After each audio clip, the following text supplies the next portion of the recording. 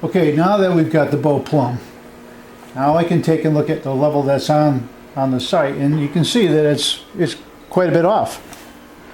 So I'm going to take the adjustment on the sight, and all sights have different types of adjustments, but this one's a fairly simple one, quickly. And we're just going to bring that into where it's snugged in and it's level at that point, as you can see. Okay, so now we've obtained the second axis that is matching up with the level, and now the proper way to do the third axis is to do it at full draw.